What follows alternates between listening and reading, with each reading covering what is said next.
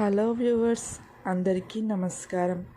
మోహిని ఏకాదశి రోజు ఎలాంటి విధి విధానాలు పాటిస్తే అష్ట ఐశ్వర్యాలు భోగభాగ్యాలు కలుగుతాయో ఈ వీడియోలో మనం తెలుసుకునే ముందు ఒక లైక్ కొట్టి అలాగే సబ్స్క్రైబ్ చేయండి.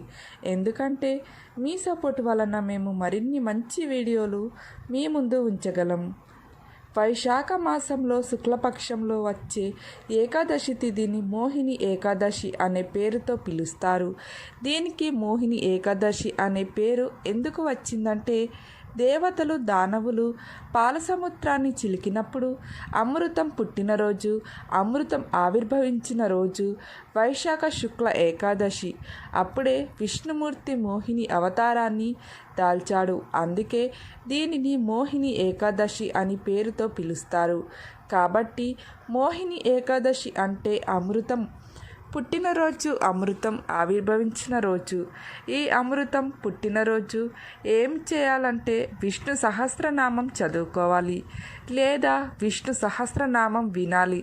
అలా చేస్తే 1000 గోవులను దానం చేసిన ఫలితం కలుగుతుందని మనం పురాణాల్లో చెప్పారు. అంత శక్తి విష్ణు సహస్రనామ స్తోత్రానికి మోహిని ఏకాదశి రోజు ఉంటుంది. మరి విష్ణు సహస్రనామం మొత్తం చదవటం లేదా వినటం చేయలేని వాళ్ళు ఏం చేయాలంటే, విష్ణుమూర్తి అష్టాక్షరి మంత్రం ఓం నమో నారాయణ, ద్వాదశాక్షర మంత్రం ఓం నమో భగవతే వాసుదేవాయ, ఈ 2 మంత్రాలు వీలైనంత సార్లు జపించాలి. విష్ణు సహస్రనామం మొత్తం చదివిన ఫలితం కలుగుతుంది. అలాగే మోహిని ఏకాదశి రోజు మీరేం చేయాలంటే, ఇంట్లో లక్ష్మీనారాయణ ఫోటో కానీ, శ్రీరాముడు, శ్రీకృష్ణుడు, వెంకటేశ్వర స్వామి ఏ చిత్రపటం ఉన్నా సరే విష్ణు సంబంధమైన చిత్రపటం దగ్గర దీపాన్ని వెలిగించి పచ్చకర్పూరంతో హారతి ఇవ్వాలి. పచ్చకర్పూరం కలిపినటువంటి తీపి పదార్థాలు నైవేద్యంగా పెట్టాలి.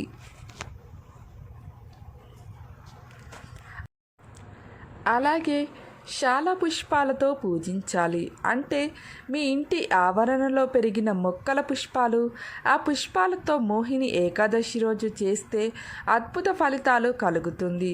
అలాగే విష్ణు సంబంధమైన ఆలయానికి వెళ్ళాలి. విష్ణు ఆలయంలో ధ్వజస్తంభాన్ని గరుడ ధ్వజం అంటారు. ఆ గజస్తంభం దగ్గర దీపం పెట్టాలి.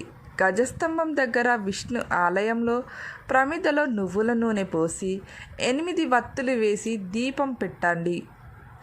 విష్ణు ఆలయంలో సరి సంఖ్యల ప్రదక్షిణలు చేయండి. సహజంగా అందరం దేవాలయానికి వెళ్ళినప్పుడు 3 ప్రదక్షిణాలు చేస్తాం. కానీ మోహిని ఏకాదశి రోజు రాముడు, కృష్ణుడు, వెంకటేశ్వర స్వామి ఇలా విష్ణుకు సంబంధమైన ఆలయానికి వెళ్ళినప్పుడు సరి సంఖ్యలో ప్రదక్షిణలు చేయండి.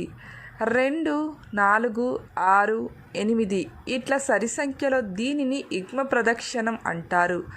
ఇలా చేస్తే అద్భుత ఫలితాలు కలుగుతాయి. అలాగే విష్ణుకు సంబంధమైన ఆలయంలో మొక్కలు ఉండే వాటికి నీళ్లు పోయండి. అద్భుత ఫలితాలు కలుగుతుంది. మోహిని ఏకాదశి రోజు సన్మార్జన చేస్తే చాలా మంచిది. సన్మార్జన అంటే దేవాలయానికి సేవ చేయటం అని. విష్ణుకు సంబంధమైన ఆలయం దగ్గర చీపురుతో ఊడవటం, చిమ్మితే మంచిది.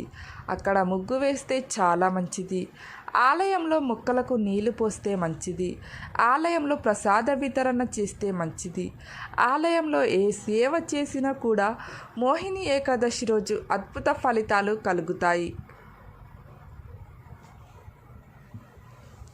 అలాగే మోహిని ఏకాదశి రోజున అన్నవరం సత్యనారాయణ స్వామి వారికి కళ్యాణోత్సవం జరుగుతుంది. ఈ సందర్భంగా సత్యనారాయణ స్వామి వారిని మనసులో స్మరించుకొని సత్యనారాయణ వ్రతం ఇంట్లో చేసుకుంటే అద్భుత ఫలితాలు కలుగుతాయి. మోహిని ఏకాదశి సందర్భంగా ఈ విధి విధానాలు పాటించండి. సకల శుభాలను సిద్ధింపజేసుకోండి. మా వీడియో కనుక మీకు నచ్చినట్లయితే ఒక లైక్ కొట్టి ఓం నమః శివాయ అని చిన్న కామెంట్ పెట్టండి. అలాగే సబ్స్క్రైబ్ చేయడం మర్చిపోకండి. ధన్యవాదములు.